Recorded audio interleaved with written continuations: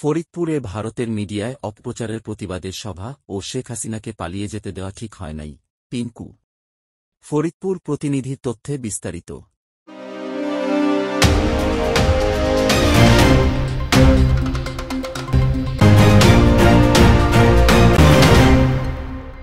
সীমান্ত পেরিয়ে বাংলাদেশের সাম্প্রদায়িক হামলা নির্যাতনের ভিত্তিহীন বক্তব্য প্রচার ষড়যন্ত্র ও উদ্দেশ্যমূলক বলে মন্তব্য করেছেন ফরিদপুরের সনাতন ধর্মাবলম্বী প্রতিনিধিগণ।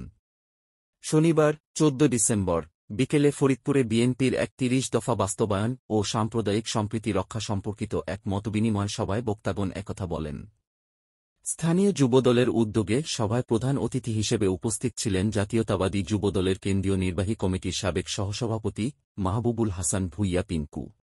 মাহবুবুল হাসান ভূঁইয়া পিঙ্কু জানান, শেখ হাসিনাকে পালিয়ে যেতে দেওয়া কোনোমতেই ঠিক হয় নাই। সেখানে নিজেকে নিরাপদে রেখে তিনি একের পর এক ষড়যন্ত্র করছেন।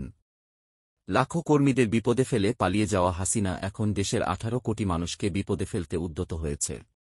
তার এই ষড়যন্ত্র কোনোভাবেই সফল হবে না।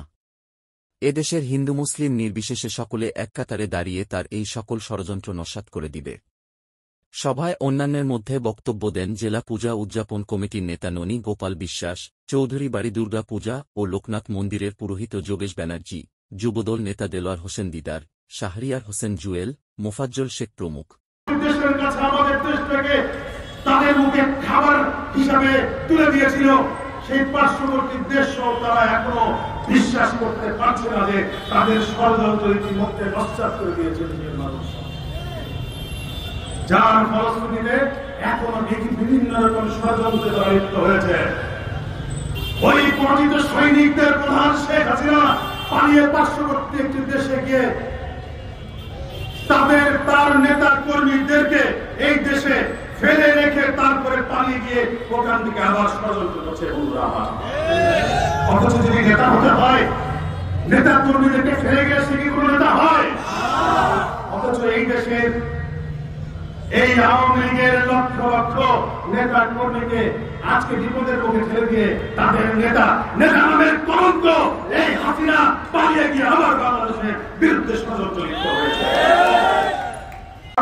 জনগণ কর্তৃক আয়োজিত বিএনপির ভাইস চেয়ারম্যান